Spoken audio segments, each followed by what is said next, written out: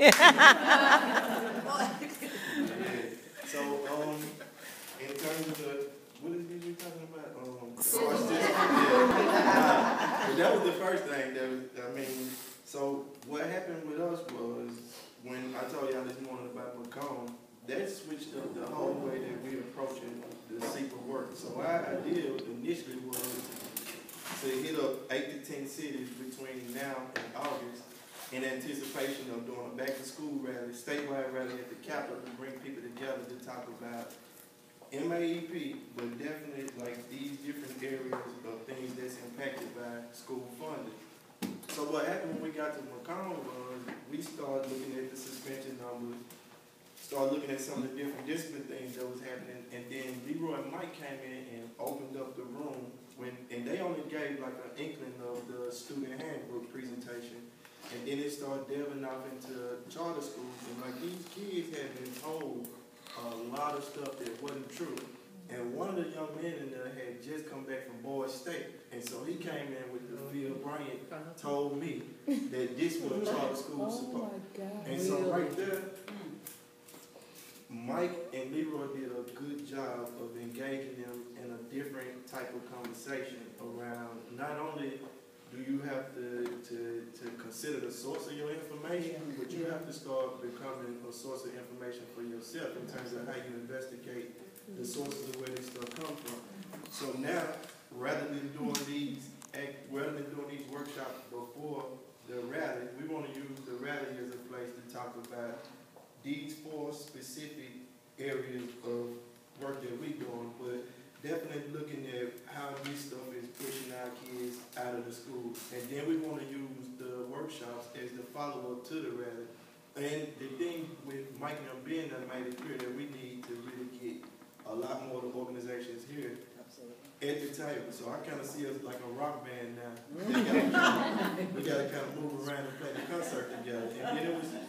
And then the other thing that became apparent from that was that we've been accustomed to having 2 different types of meetings. So we have separate education meetings and then separate action meetings. And we got to have some kind of mechanism that joins both of those at the same time. Because I was a little disappointed leaving Macomb because they excited the kids enough that they actually wanted to do something. And we didn't necessarily come there prepared to have them go do something. We were just trying to answer the call for certain skills that they said they want to acquire through the training, but not necessarily prepare for them to be ready to take action. And so we got to definitely do that. And then we was, one of the other things in our plan was to do a town hall that was specific to Jackson. But now we got a foundation that want to do some kind of statewide summit.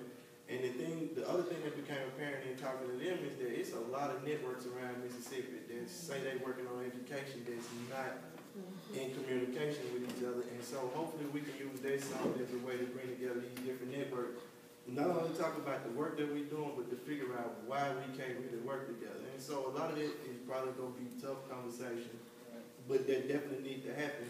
And then the last thing is, I spent last week out in Clinton, Tennessee at the Hayley Farm with Children's Defense Fund. And what's about to happen next month is you're going to have thousands of kids come from around the country and start getting trained in nonviolent direct action. And so one of the gifts that we have is we're going to have a lot of kids from Mississippi that's going to be there that we need to start utilizing those skills that they're going to get to directly help push some of what we're doing here. So we can do a lot of the talking, but unless the kids on the front line making the real push, then like what we just spinning our wheels. So definitely we want to use those outside opportunities to help feed the work that we're doing here. So for the next 6 months, we're focusing on marrying education and action in the same conversations at the same time. And then we want to really start engaging students as well as parents, as well as policymakers, as well as district administrations in the same type of conversation that's not going to be comfortable. So what happened in Macomb, they superintendent and they principal and some of their teachers was in the room having to hear real raw feelings from the kids. And Mike Miller didn't say nothing bad about the lady, but he did say something about another district. He was like, well, y'all got a great superintendent. And I think that kind of made her feel a certain way, that she not seen as a great superintendent, and it made her ask them, can y'all come back and help me think about what I'm doing here? And so, like, that's what we want to have happen not just for the rest of this year, but like moving forward, that we bring stuff to the table that make these districts not see us as adversaries, but as resources. Thank you. Whoa, whoa.